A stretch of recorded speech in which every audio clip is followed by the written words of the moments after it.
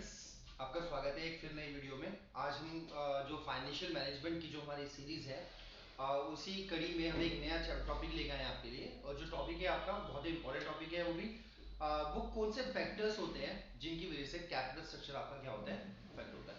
जो previous video हमारी आई थी उसमें हमने कैपिटल स्ट्रक्चर को पूरी डिटेल में डिस्कस कर लिया था कि कैपिटल स्ट्रक्चर क्या होता है, फाइनेंशियल लेवरेज क्या होता है, उसके अलावा फाइनेंशियल रिस्क क्या होता है, ट्रेडिंग ऑन इक्विटी क्या होता है। इसके अलावा हमने एक न्यूमेरिकल क्वेश्चन भी सॉल्व जो करके देख लिया था कि किस प्रकार से ईपीएस जो होता है, अर्निंग पर शेयर जो होता है आपका, वो इंक्रीज और डिक्रीज कब होता है। अभी जो हम टॉपिक करने जा रहे हैं वो है आपका फैक्टर्स, कि कौन कौन से फैक्टर्स होते हैं आपकी जो कैपिटल स्ट्रक्चर को क्या करते हैं, अफेक्ट करते हैं। ठीक है, हम क्या बात करने जा रहे हैं, factors affect capital structure of of the company, है ना।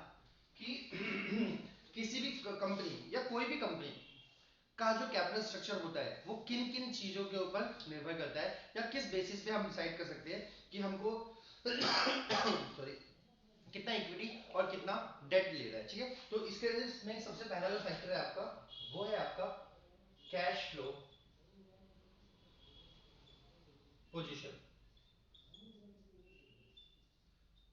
सर कैश फ्लो पोजीशन का मीनिंग क्या होता है, देखो कैश फ्लो कंपनी के पास कितना कैश का इनफ्लो हो रहा है या फिर कितना कंपनी के पास कैश अवेलेबल है, उसके ऊपर डिपेंड करेगा कि कंपनी क्या करेगी, डेट के थ्रू पैसा उठाएगी या इक्विटी के थ्रू पैसा उठाएगी। जैसे देखिए क्या होता है ना, अगर कैश फ्लो, अगर हम बात करेंगे, अगर कंपनी के पास कैश फ्लो जो है ना वो आपका अवेलेबल है, अवेलेबल है, अगर हम कहें कि उनके पास अवेलेबल है, ठीक है, अगर सफिशिएंट अमाउंट में आपके पास कैश अवेलेबल है तो हम किसके साथ जा सकते हैं, तो हम डेट के साथ जा सकते हैं। क्यों जा सकते हैं सर डेट के साथ में, क्योंकि इसका रीजन क्या है सर, डेट में ना आपको आपको फिक्स पेमेंट करनी होती है, फिक्स पेमेंट होती है,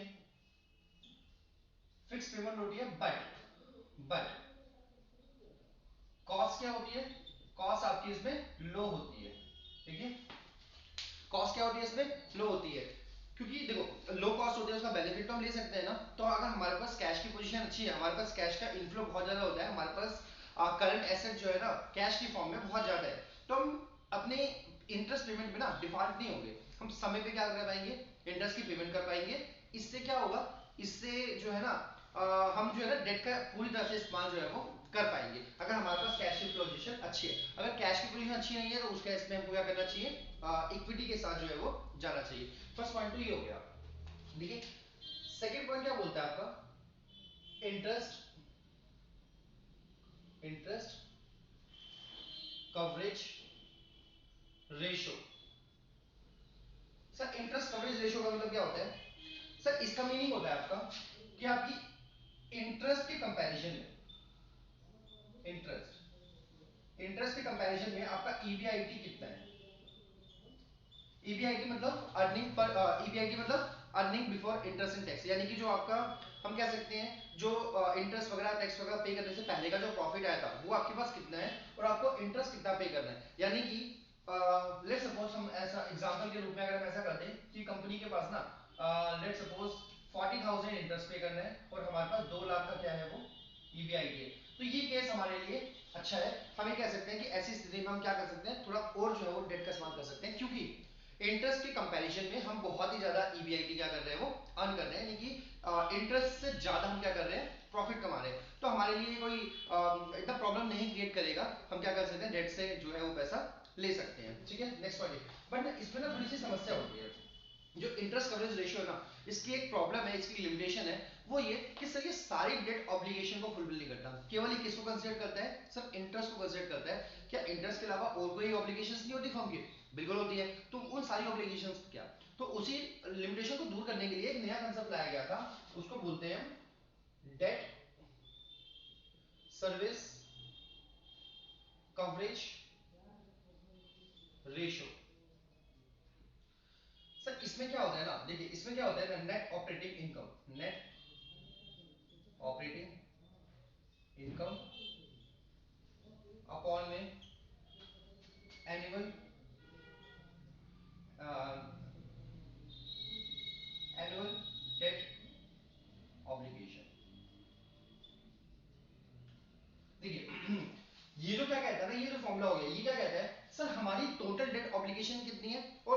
कंपैरिजन में हमने कितना कमाया है, हमारी नेट ऑपरेटिंग इनकम कितनी आ रही है, तो उसी से हम क्या देख सकते हैं कि भाई हमारे पास अपनी ऑब्लिगेशन के कंपैरिजन में कितना हम अर्न कर रहे हैं। अगर ये रेशियो जो है वो फेवरेबल है, ज्यादा है, तो हम कह सकते हैं कि ठीक है हम डेट का इस्तेमाल कर सकते हैं। लेकिन अगर ये अनफेवरेबल रेशियो आता है तो उस केस में क्या करना चाहिए, हमको डेट का यूज नहीं करना चाहिए। हम किसका यूज कर सकते हैं, फिर इक्विटी का यूज कर सकते हैं। तो ये बहुत ही इंपॉर्टेंट होता है, इसमें वो सारी चीजें कवर हो जाती है। इसमें इंटरेस्ट के साथ साथ जो और भी फर्म्स की ऑब्लिगेशन होती है शॉर्ट टर्म लॉन्ग टर्म, वो सारी की सारी इसमें क्या हो जाती है, वो कवर हो जाती है।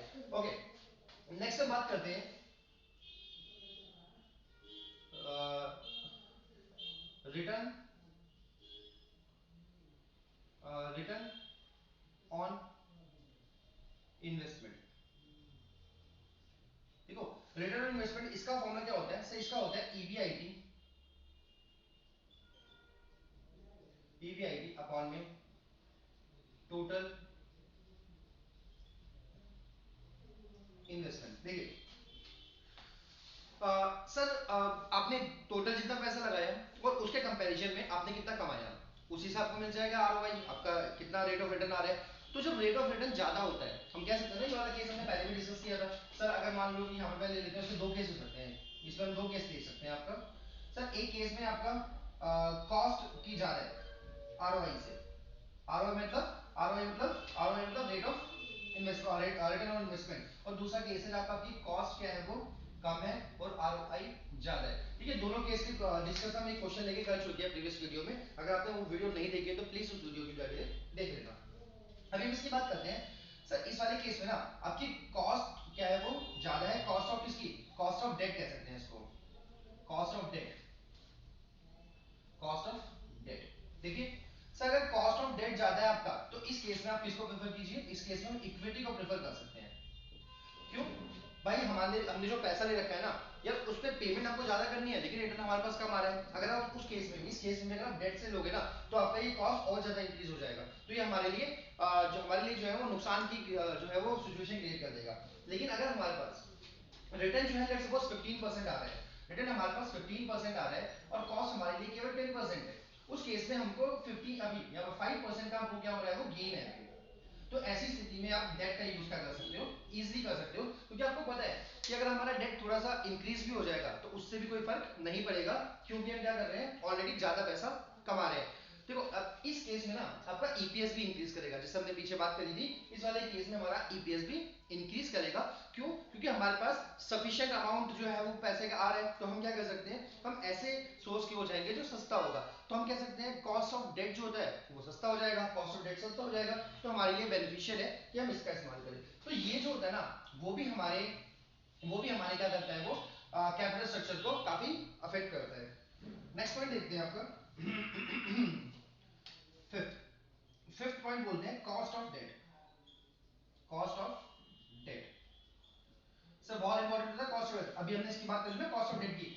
अगर आपकी कॉस्ट ऑफ, देखो जब आप लोन लेने जा रहे हो, जब हम लोन लेने के जा रहे हैं या फिर हम सोर्सेज को अरेंज करने के लिए जा रहे हैं, तो हम ये देखेंगे कि जो भी अवेलेबल सोर्सेज है हमारे पास, उसकी कितनी कितनी कॉस्ट आ रही है। अगर कॉस्ट ऑफ डेट आपकी बहुत ज्यादा आ रही है तो उस केस में हम डेट को प्रेफर नहीं करेंगे। उसके कंपैरिजन हम देखेंगे इक्विटी। अगर इक्विटी की कॉस्ट कम आ रही है तो हम किसके साथ जा सकते हैं, इक्विटी के साथ जा सकते हैं। अगर कॉस्ट ऑफ डेट कम है आपका, यानी कि इंटरेस्ट रेट कम है आपका, तो उस केस में हम क्या कर सकते हैं, डेट के साथ जा सकते हैं ना। क्या बोलते हैं ये, अगर इंटरेस्ट इंटरेस्ट कम है तो हम कॉस्ट हम किसके साथ जा सकते हैं, डेट के साथ जा सकते हैं। लेकिन अगर इंटरेस्ट ज्यादा है, इंटरेस्ट अगर ज्यादा है, तो इस केस में हमको डेट जो है वो प्रेफर नहीं करना चाहिए, क्योंकि ऑलरेडी इंटरेस्ट ज्यादा है। अगर हम डेट के थ्रू अगर लोन ले लेंगे तो इससे क्या होगा, हमको ज्यादा पेमेंट करनी पड़ेगी, जिससे हमारा क्या होगा, ओवरऑल प्रॉफिट क्या हो जाएगा, वो कम हो जाएगा। हमारे पास कम पैसे बचेंगे डिविडेंड देने के लिए, या हो सकता है डिविडेंड हमारे पास बचे भी ना। तो ऐसी स्थिति में क्या कर सकते हैं हम, कि कॉस्ट ऑफ डेट को हम देखेंगे कि हमको क्या करना है, लोन लेना मतलब डेट के थ्रू अरेंज करना है फंड या फिर नहीं करना है। चलो नेक्स्ट पॉइंट देखते हैं अभी हम। देखिए नेक्स्ट पॉइंट देखते हैं आपका, नेक्स्ट पॉइंट है आपका, इसको हम 6 कह देते हैं। ये पॉइंट है हमारा cost of equity. Sir cost of equity का मतलब क्या होता है, सर कॉस्ट ऑफ इक्विटी की जब हम बात करते हैं ना, तो ये इसका मीनिंग होता है एक्सपेक्टेशन, इसका मीनिंग हो जाएगा आपका एक्सपेक्टेशन ऑफ शेयर होल्डर्स। देखिए अभी तो हमने देखा था कॉस्ट ऑफ इक्विटी क्या हो जाएगी सर, कॉस्ट ऑफ इक्विटी हो जाएगी आपके जो भी आपके शेयर होल्डर्स हैं, शेयर होल्डर्स ने ना शेयर में पैसा किसने लगाया है सर, वो कुछ अर्न करना चाहते हैं, उनकी कुछ एक्सपेक्टेशन होती है कंपनी से कि भाई हाँ हमको इतना पैसा जो है वो मिलना चाहिए, तो उनकी जो एक्सपेक्टेशन होती है ना वही हमारे लिए क्या होता है कॉस्ट ऑफ इक्विटी होती है। अगर आपके शेयर होल्डर्स की एक्सपेक्टेशन ज्यादा है तो उस केस में हमारी कॉस्ट ऑफ इक्विटी क्या होगी, वो ज्यादा होगी, और अगर उनकी एक्सपेक्टेशन कम है तो हम कह सकते हैं हमारे लिए कॉस्ट ऑफ इक्विटी क्या होगी, कम होगी। तो ये भी डिपेंड करता है, ये भी देखना होता है आपके कैपिटल स्ट्रक्चर को डिटरमाइन करने से पहले कि आपके जो शेयर होल्डर्स है ना वो किस एक्सपेक्टेशन के साथ आपके कंपनी में पैसा इन्वेस्ट कर रहे हैं, या फिर अभी जो एग्जिस्टिंग शेयर होल्डर्स है वो क्या सोच रहे हैं। अगर वो आपकी ज्यादा रिटर्न चाह रहे हैं तो उस केस में आप किसको प्रेफर कर सकते हैं, डेट को प्रेफर कर सकते हैं, क्योंकि आपको उनको ज्यादा पेमेंट करना पड़ा, अगर ज्यादा पेमेंट नहीं करोगे तो वो क्या हो जाएंगे आपके, उनका ट्रस्ट जो है वो कम होगा, और जब ट्रस्ट कम होगा तो इस केस में कंपनी की जो वैल्यू है वो क्या हो सकती है, कम हो सकती है। तो ये भी हमारा एक इंपॉर्टेंट फैक्टर होता है। चलिए नेक्स्ट फैक्टर की बात करते हैं सर, कॉस्ट ऑफ इक्विटी से रिलेटेड है आपका एक और नेक्स्ट कंसेप्ट जिसको हम कहते हैं flotation cost. Flotation cost sir flotation cost का मीनिंग क्या होता है आपका, फ्लोटेशन का मीनिंग होता है आपका, देखो ये होता है आपका amount of money incurred incurred on the issuing of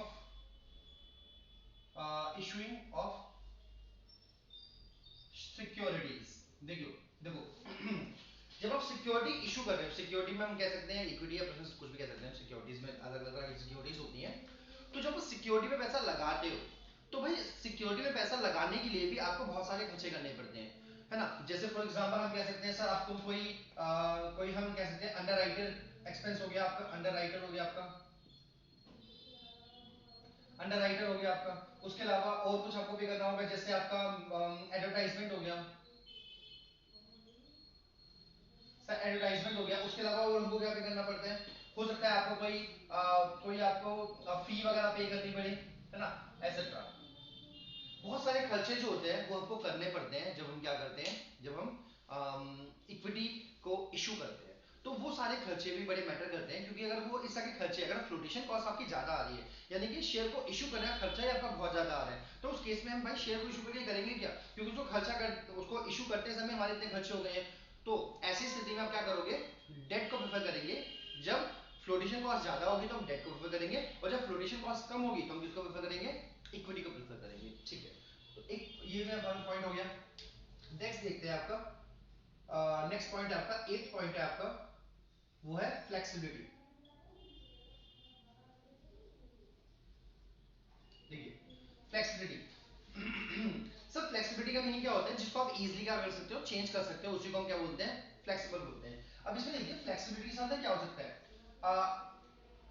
ये जो प्रिंसिपल है वो कहता है, ये प्रिंसिपल क्या कहता है कि जब भी कंपनी के पास, यानी कंपनी के पास इनफ स्पेस होना चाहिए कि जिससे कि वो अपने कैपिटल को क्या कर सके, कम और ज्यादा कर सके, है ना, कंपनी कम और ज्यादा कर सके कैसे सर, अगर मान लो कि अगर अगर कंपनी के पास ओवर फंड है, ओवर कैपिटल है, अगर कंपनी के पास ओवर कैपिटल है या फिर अंडर कैपिटल, ये दो सिचुएशन हो सकती है, और एक थर्ड भी होती है जिसको हम इक्वल कहते हैं, चलो हम उसकी बात नहीं करते, वो तो अच्छे केस है, कोई दिक्कत नहीं है सर। ओवर कैपिटल के केस में, ओवर कैपिटल के केस में क्या करना पड़ेगा आपको, इंटरेस्ट पेमेंट करना पड़ेगा, extra interest payment.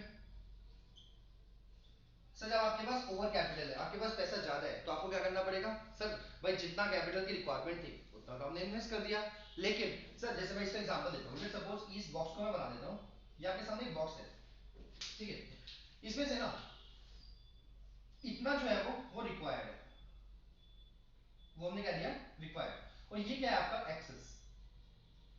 Okay sir, ये पूरा कैपिटल था हमारा, उसमें से इतने की हमको जरूरत थी, और ये हमारा एक्सेस हो गया सर, ये एक्सेस हो गया ना। अब ऐसी स्थिति में देखिए सर, जो एक्सेस हो गया है, अब ये भी तो अरेंज किया होगा ना कहीं से, तो ये जो अरेंज किया है आपने सर, इसके बदले में आपको पेमेंट तो करनी पड़ेगी, इंटरेस्ट तो आपको पे करना पड़ेगा, इंटरेस्ट पेमेंट तो लाजमी करनी पड़ेगी।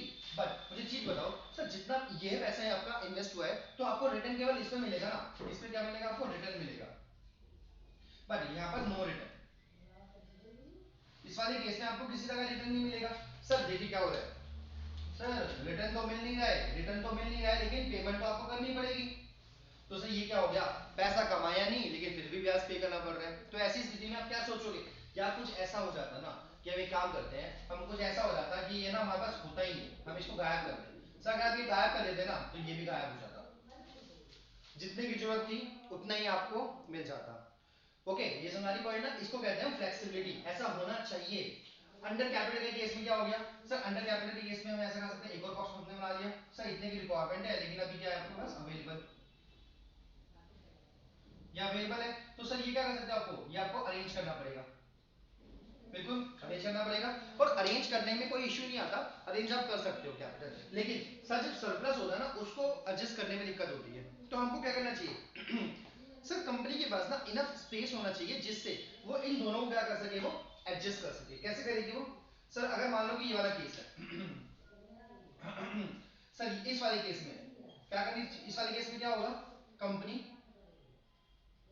Company must return return slash paid, ठीक है, टू क्रेडिटर्स।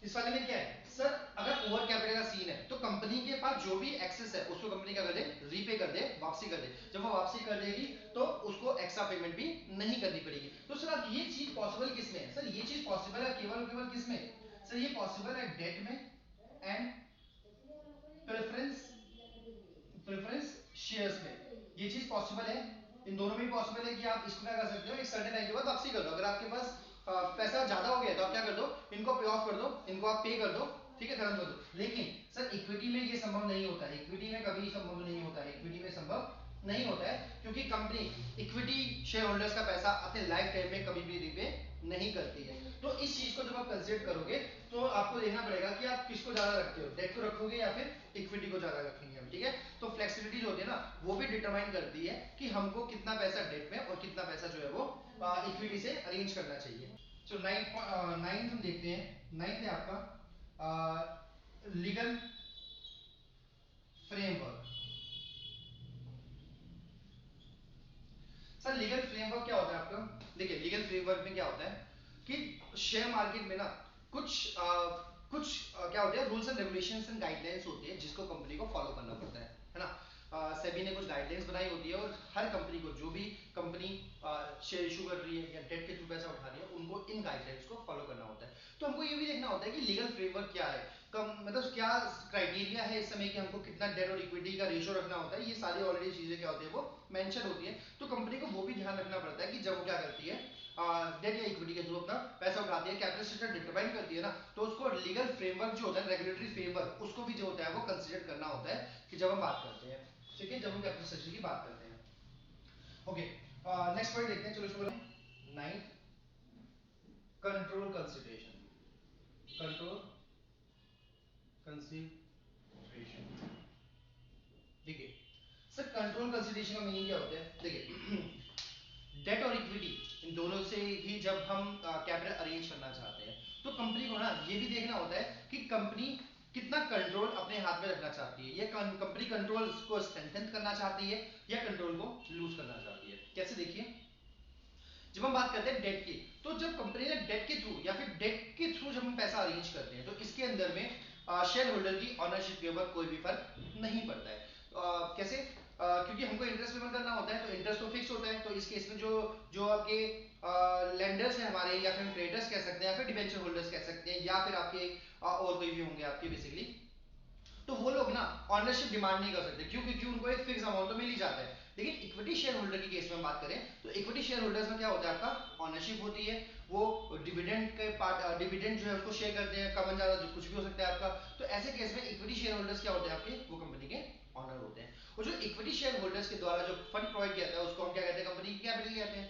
तो इस केस में अगर अभी आप फर्दर इक्विटी जो है वो इशू करोगे, अगर फर्दर इक्विटी आप इशू करते हो तो उस केस में जो एग्जिस्टिंग शेयर होल्डर्स है उनकी क्या होगा, कंट्रोल क्या होता है वो कम होता है। देखिए मैं क्या कहता हूँ उसको मैं लिख लेता हूँ, control loose when new equity shares equity shares issued by issued by company। Control ना कम होगा। अगर नए शेयर्स को आप इशू करोगे तो इससे कंट्रोल क्या हो जाएगा आपका, कम हो जाएगा। तो ये भी कंसीडर करना पड़ता है कि जो अभी एग्जिस्टिंग शेयर होल्डर्स है ना, उनके मन में क्या चल रहा है, वो क्या चाहते हैं। क्योंकि अगर आप इक्विटी के थ्रू पैसा उठाओगे, अगर आप इक्विटी के थ्रू पैसा उठाओगे तो कंट्रोल क्या हो जाएगा आपका, कम हो जाएगा। और अगर आप डेट के थ्रू पैसा उठाओगे तो कंट्रोल पे किसी प्रकार का कोई भी जो है इफेक्ट जो है इसका नहीं पड़ता है। तो ये भी कंसीडर करना होता है कि जब हम कैपिटल स्ट्रक्चर को डिफाइन करते हैं कि कितना पैसा हम डेट से और कितना पैसा इक्विटी से उठाओ, क्योंकि दोनों ही केसेस में हम किसको कंसीडर करते हैं, कंट्रोल को जो है वो कंसीडर करते हैं। अगर आप कंट्रोल को लूज नहीं करना चाहते हो तो उस केस में आप डेट का सहारा ले सकते हैं। अगर आप कॉम्प्रोमाइज कर सकते हैं अपने अपने अपने अपने क्या बोलते हैं ऑनरशिप के साथ में, तो आप किसके साथ जा सकते हैं, इक्विटी के साथ जा सकते हैं। सर 10th होता है हमारे सामने, एक और देख सकते हैं, 10th होगा आपका टैक्स बेनिफिट। बेनिफिट ठीक है, टैक्स बेनिफिट की बात करते हैं। सर टैक्स बेनिफिट का मीनिंग क्या हो गया कि जो अभी टैक्स रेट है उसका आप बेनिफिट उठाना चाहते हैं, या फिर टैक्स रेट कितना ज्यादा है या कितना कम है, उसके ऊपर भी डिपेंड करेगा कि हम डेट का ज्यादा यूज करेंगे या इक्विटी का ज्यादा यूज करेंगे। कैसे देखिए, इसमें दो केसेस होते हैं ना आपको, अगर आप बात करेंगे डेट में, डेट में, और दूसरा क्या होता है इक्विटी में। ओके ठीक है, डेट में क्या होता है, इसका बेनिफिट मिलता है, और इसमें क्या होता है आपका नो बेनिफिट, है ना। अगर देखो क्या होता है डेट के केस में, डेट के केस में आपको टैक्स का बेनिफिट मिलता है। कैसे सर, इस वाली केस में ना देखिए, इस वाली केस में क्या होता है ना, पहले आप क्या करते हो ईबीआईटी, ईबीआईटी इसमें से हम क्या माइनस करेंगे, इंटरेस्ट। ओके, देन जो भी अमाउंट आता है आपका, फिर हम क्या करते हैं, टैक्स माइनस करते हैं। ओके ठीक है, ये केस किसमें होता है सर, ये होता है आपका कब, ये होता है आपका डेट के केस में। सर इक्विटी के केस में क्या होगा सर, ईबीआईटी, इसमें पहले हम देखो ये हो गया ना आपका, ओके पहले हम इंटरेस्ट माइनस कर देते हैं। अच्छा इसी में नहीं, मैं काम करता हूँ, इसी को ही कंटिन्यू कर देता हूँ, यही से आपको समझ आ जाएगा। फिर लेस करेंगे इसमें से डिविडेंड। देखो यहाँ पर आपको क्लियरली दिख रहा होगा कि क्या हो रहा है सर, इंटरेस्ट को हम पहले पेमेंट करते हैं और डिविडेंड हम बाद में पेमेंट करते हैं। यानी कि टैक्स के पहले आप इंटरेस्ट पे करते हो और टैक्स के बाद आप डिविडेंड पे करते हो। इसका मतलब हम कह सकते हैं जो टैक्स का बेनिफिट है वो किस केस में मिल रहा है आपको, सर टैक्स का बेनिफिट ना इस वाले केस में मिल रहा है, बट यहाँ पर टैक्स का बेनिफिट नहीं मिल रहा है। तो अब ये देखो कि आपके ओवरऑल कंट्री में इस समय टैक्स रेट ज्यादा है कि कम है। टैक्स रेट अगर ज्यादा है तो आप किसके साथ जा सकते हैं, अगर आपके साथ आपका क्या कहता है, अगर टैक्स रेट अगर ज्यादा है तो हम किसके साथ जा सकते हैं सर, हम फिर डेट के साथ जा सकते हैं। और अगर टैक्स रेट कम है, टैक्स रेट आपका क्या है, कम है, तो हम किसके साथ जा सकते हैं सर, इक्विटी के साथ जा सकते हैं। क्यों, क्योंकि जब टैक्स रेट कम है तो आप क्या कर सकते हो, जाओ इक्विटी के साथ। लेकिन जब टैक्स आपको ज्यादा है तो आप अगर आप इक्विटी के साथ जाओगे तो आपको ज्यादा टैक्स पे करना पड़ेगा। तो ऐसी स्थिति में आप किसके साथ जा सकते हो, डेट के साथ जा सकते हो। तो ये भी देखना होता है कि मार्केट में इस समय टैक्स का रेट क्या चल रहा है या स्ट्रक्चर क्या चल रहा है। ओके 11th की बात करते हैं, 11th की बात करते हैं, competitors in the market. Sir देखिए आपके जो कॉम्पिटिटर्स है, जब हम जो है ना, कंपनी का अपना कैपिटल स्ट्रक्चर कैसा होगा ये डिपेंड करेगा उसके मार्केट के ऊपर भी, कि मार्केट में जो और कंपनीज है आपकी, उनका कैपिटल स्ट्रक्चर किस प्रकार का है, उनका जिस हिसाब से होता है ना, उसी थोड़ा या ज्यादा कंपनी खुद भी जो है उसी तरह कैपिटल स्ट्रक्चर जो है वो अरेंज करती है। तो ये भी बड़ा इंपॉर्टेंट पॉइंट होता है हमारे लिए, ठीक है। और नेक्स्ट हम बात करते हैं आपका मार्केट कंडीशन के ऊपर में। तो वैसे आपका मार्केट कंडीशन, मार्केट कंडीशन,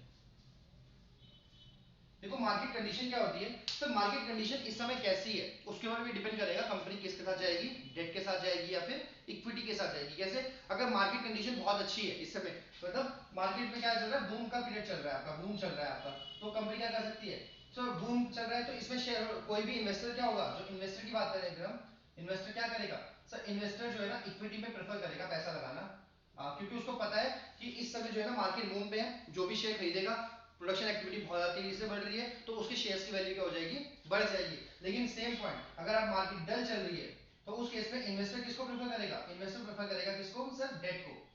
और जब इन्वेस्टर डेट को प्रेफर करेगा तो उस केस में क्या होगा? अब ये चीज कंपनी को भी देखनी होती है कि इन्वेस्टर्स का पॉइंट ऑफ व्यू क्या है, इन्वेस्टर्स क्या सोचते हैं। तो मार्केट कंडीशन ना इन्वेस्टर्स के माइंड को इफेक्ट करती है। तो जैसे इन्वेस्टर्स अफेक्ट होता है उसी के अकॉर्डिंग कंपनी का कैपिटल स्ट्रक्चर भी क्या होता है, वो अफेक्ट होता है कि भाई इन्वेस्टर जो चाहते हैं ना उसी के अकॉर्डिंग हम भी देखेंगे। अगर इन्वेस्टर इन्वेस्ट ही नहीं करना चाहते तो हम कैसे उससे पैसे ले सकते हैं, है ना। तो ये मार्केट कंडीशंस होती है आपकी, जिसके ऊपर डिपेंड करता है कंपनी का कैपिटल स्ट्रक्चर। चलो आज हम ये टॉपिक सारे डिस्कस कर लिए। अभी जब हमारी नेक्स्ट वीडियो आएगी तो उस नेक्स्ट वीडियो में हम लास्ट टॉपिक है आपका फाइनेंशियल मैनेजमेंट का, लास्ट टॉपिक है आपका fixed asset and working capital, है ना। फिक्स्ड एसेट की बात करेंगे और वर्किंग कैपिटल मैनेजमेंट, ये जो डिसीजंस होते हैं आपके ये क्या होते हैं और इनको कौन से फैक्टर्स जो है ना वो अफेक्ट करते हैं, उसको हम करेंगे। चलिए आज की वीडियो में इतना ही करते हैं, बने रहिएगा। नेक्स्ट वीडियो में भी आपका सारी वीडियोस देख रहे होगे और पढ़ाई भी बहुत अच्छी चल रही होगी, है ना। अभी हम क्या करते हैं, इस वीडियो को खत्म करने के बाद में हमारे और भी हमारे बहुत सारे प्लान्स हैं कि हम क्या करने वाले हैं कि बिजनेस स्टडीज के केस स्टडीज को भी डिस्कस करना है हमको। उसके अलावा जो बी पार्ट में और चैप्टर्स हैं आपके, जैसे फाइनेंशियल मार्केट हो गया आपका और उसका फिर मार्केटिंग हो गया, इन दोनों चैप्टर्स की वीडियो जो है वो भी मैं डिटेल में लेके आऊंगा। इसके अलावा हम क्या करेंगे, इस चैप्टर्स में या पीछे के जो भी अपनी मैनेजमेंट वाले टॉपिक है उसके अंदर की जो केस स्टडीज होती है ना उसको क्या कर लेंगे हम एग्जाम से पहले पहले डिस्कस कर लेंगे। अगर आपने ये चैनल को सब्सक्राइब नहीं किया है तो प्लीज आप चैनल को सब्सक्राइब कर दीजिएगा और बेल आइकन दबा दीजिए, जिससे कि आने वाली वीडियोस है ना उसकी नोटिफिकेशन आपको मिल जाए। Thank you.